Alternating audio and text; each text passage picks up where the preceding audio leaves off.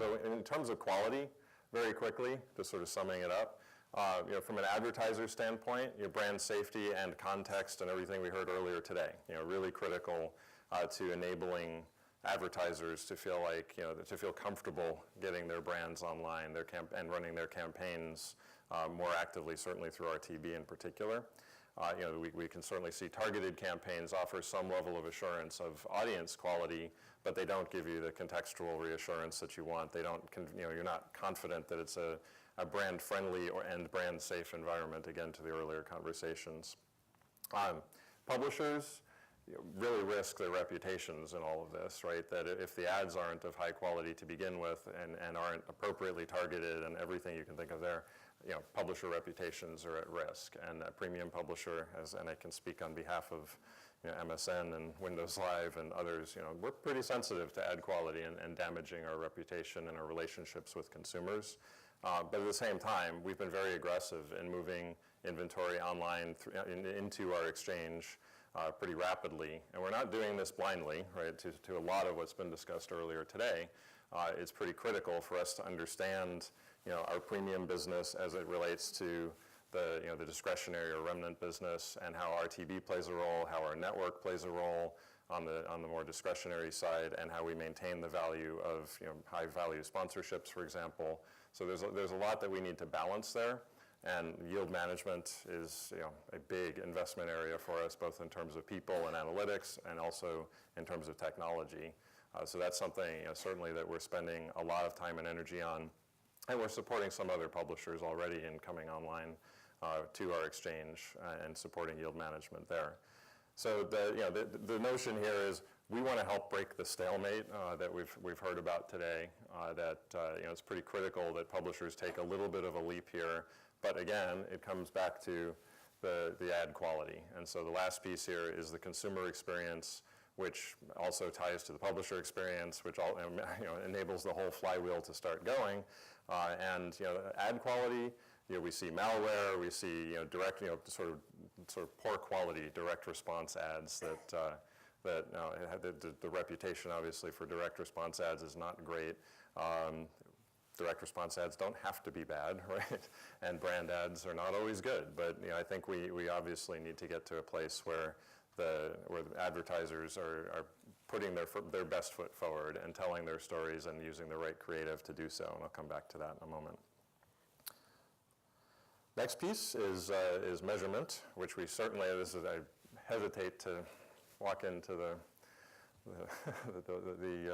fox's den here, but we heard a lot about fragmentation, and so the complexity that's out there. Obviously, marketers work with a lot of different partners, a lot of different vendors. I won't list them all. We know them well. All of these vendors have different standards and different ways of measuring, and there's really no single source of truth. And so when we think about a single source of truth, I know that conversation came up earlier of who should be responsible for the measurement. And it can certainly make sense for an agency to be accountable to measuring the efficacy of campaigns.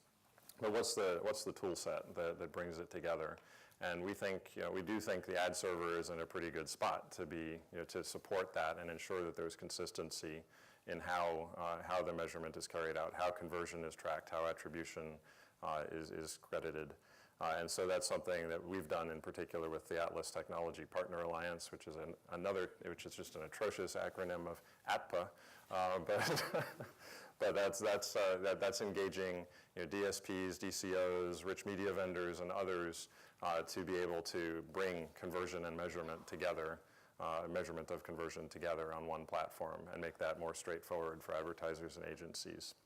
So that gives marketers hopefully a sense of what's working and what's not working online. The other piece here that was touched on a bit earlier is, what about offline? How does that relate back to online? And certainly, that's another place where we need a common language. So we have to be able to, to relate offline metrics like GRPs to online. And so, certainly we can see the benefits of starting with, offline GRPs, mapping them to online GRPs, and ultimately, hopefully, bringing the best of what offline and online each have together I think, just using GRPs and looking at sales lift and cross-media lift and all of that historically for offline buys is interesting. But, offline measurement has been pretty limited. Online has been this treasure trove of data that nobody knows what to do with, and nobody knows quite how to relate the two. So I think maybe it's oversimplifying, but if we look at offline GRPs, online GRPs, look at measuring sales lift, measuring cross-media efficacy, and tie the two together, hopefully we build a bridge there, we get to a point where we can, especially as current offline media becomes more addressable, we can basically, we can improve on what's been done offline historically and take the best of what's been online. So I think there's a lot of cross-pollination that hopefully can happen there. On connection, so multi-screen is kind of the theme here. We certainly see consumers obviously changing their behavior dramatically. Advertisers, we need to be where the consumer is. And I think there's a really big opportunity to think about, and I'm sure many of you in the room are already thinking about, how is it that you take a campaign and tie it together across all of the different touch points you'd have with a consumer. And do that, maybe there's a particularly rich campaign that you would run on sort of in the PC web environment.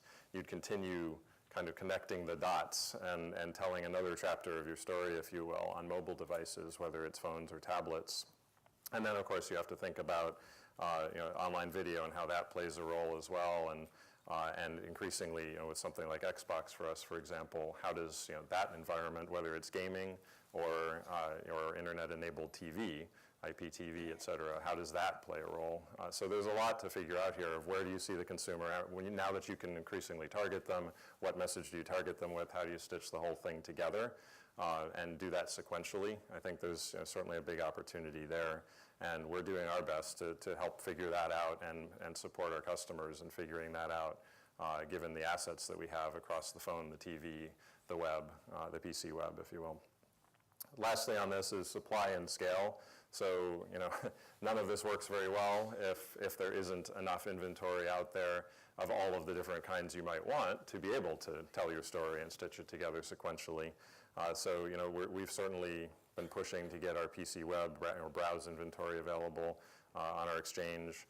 Video and mobile inventory clearly becoming increasingly available on exchanges. For mobile, actually, we've been a little bit of a pioneer there with Windows Phone 7 and the in-app inventory in Windows Phone 7 being RTB enabled, again, through AppNexus.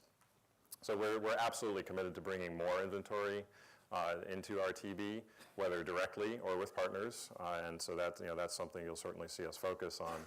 And we just think this kind of starts to flip the equation a little bit, where consumers currently hold all of the cards in determining how they engage with media.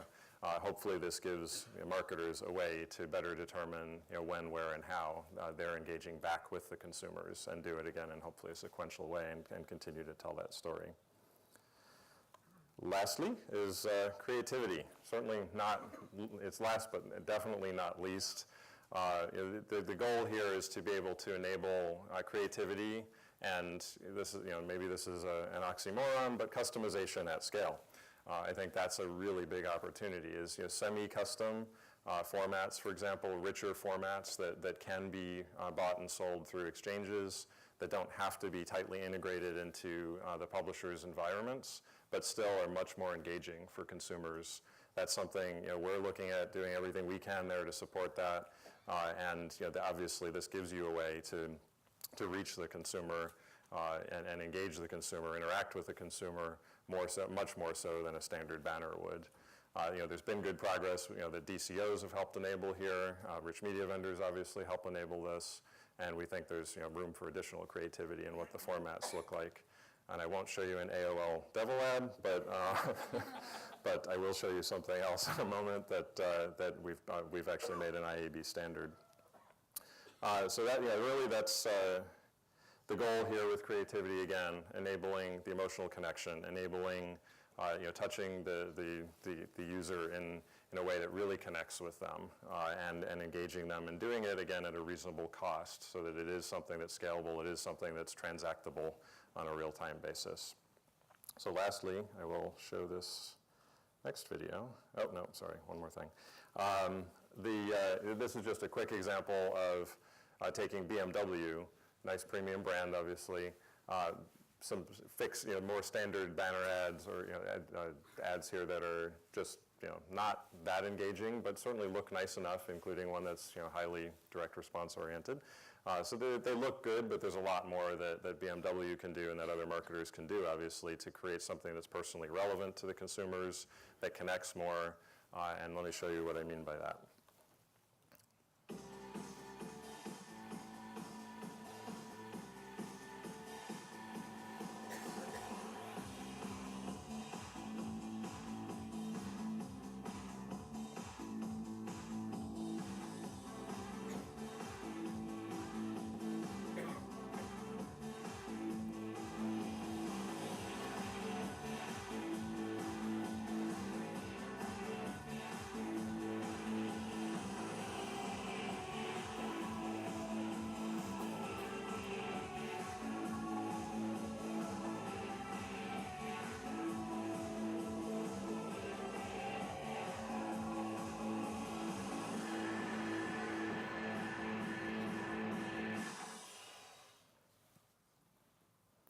So I said that's now a standard, an IAB standard ad format, certainly something you could buy and transact on through exchanges.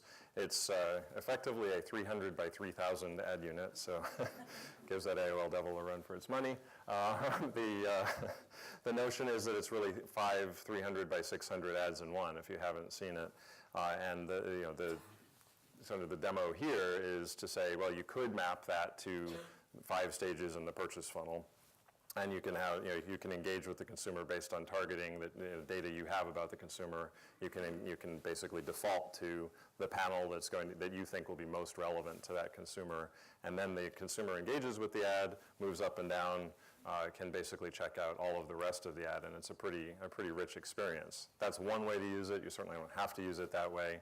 You can certainly use it to tell a story somewhat sequentially, again, just with 5 panels to use as you see fit.